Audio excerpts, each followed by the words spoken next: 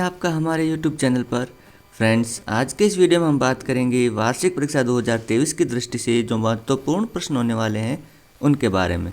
उनका एक model paper लेकर के आए हैं जो कि कक्षा 7 विषय विज्ञान का, जिसका पूरा कंप्लीट पेपर सॉल्यूशन करेंगे। वीडियो को अंत तक जरूर देखिएगा। चलिए शुरू करते हैं।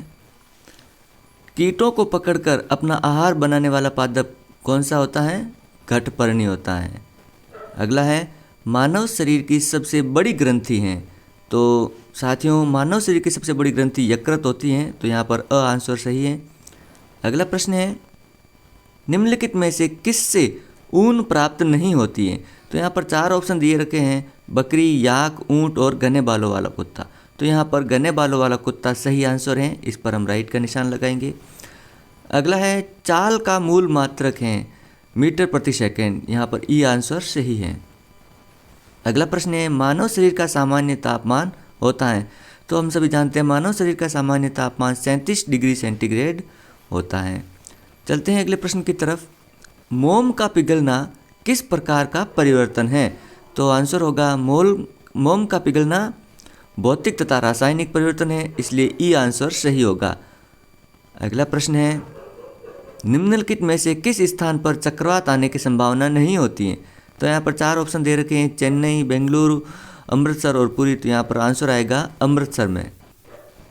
अगला है, सूर्य के प्रकाश में कितने वर्ण विद्यमान होते हैं? तो सूर्य प्रकाश में 7 वर्ण विद्यमान होते हैं। अगला है, विद्युत धारा के चुंबकीय प्रभाव को सत्यापित किया था, किसने किया था? हैंस क्रिश्चियन ऑस्टेड ने। अगला है प्रश्न संख्या 10, पादप का जनन भाग होता है कौन सा? पुष्प होता है। चलते हैं अगले प्रश्न की तरफ। सही शब्द का चयन करते हुए रिक्त स्थानों की पूर्ति कीजिए। यहाँ पर जो शब्द दिए गए हैं उनको हमें रिक्त स्थानों में भरना है। धूम्रपान हमारे फेफड़े को क्षति पहुँचाता है, इससे कैंसर भी हो सकता है। यहाँ पर फेफड़े लिखेंगे। पवन पृथ्वी के असमान तापमान के कारण उत्पन्न होती हैं। दीर्घ अवधि के मौसम का औसत जलवायु कहलाता है। ऐसे परिवर्तन जिनमें नए पदार्थ बनते हैं रासायनिक परिवर्तन कहलाते हैं।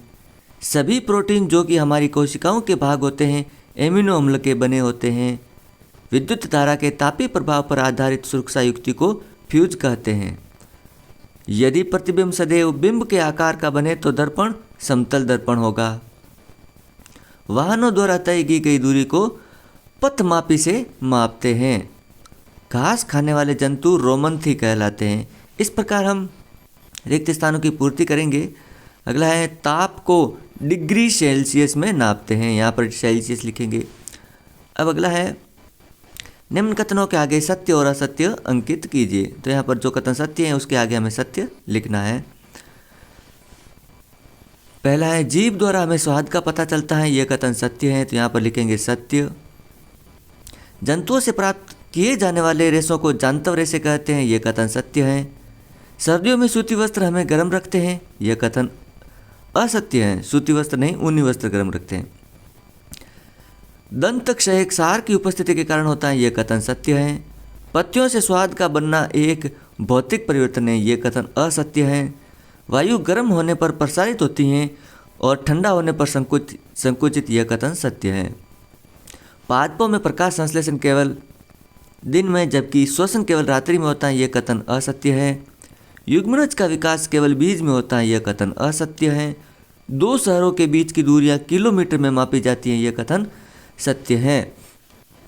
वास्तविक प्रतिबिंब को पर्दे पर प्राप्त नहीं किया जाता, यह कथन असत्य है।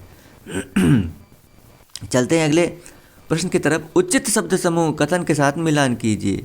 अमर बेल को मिलान करेंगे परजीवी से। सहतूत की पत्तियों को मिलान करेंगे रेशम कीट का भोजन। कार्बोहाइड्रेट शर्करा।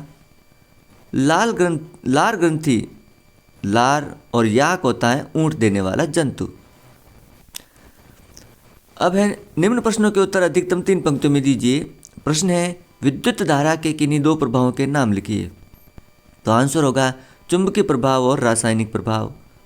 अगला है, अंग्रेजी भाषा की वर्णमाला के उन अक्षरों को लिखिए जिनके समतल दर्पण में बने प्रतिबिंब बिल्कुल उन्हीं अक्षरों के जैसे होते हैं। A, I, O, M, W, M, X और R, ये वो शब्द हैं। अगला है, परागकण किसे कहते हैं? परागकणों के परागकोश से पुष्प के प्रतिकाग्र परिस्थानांतरण को परागकण कहते हैं। अगला प्रश्न है, शारीरिक क्रियाकलापों के बाद हमें भूख क्यों लगती है? शारीरिक क्रियाकलापों के बाद हमें भूख इसलिए लगती है क्योंकि हमें ऊर्जा की आवश्यकता होती है।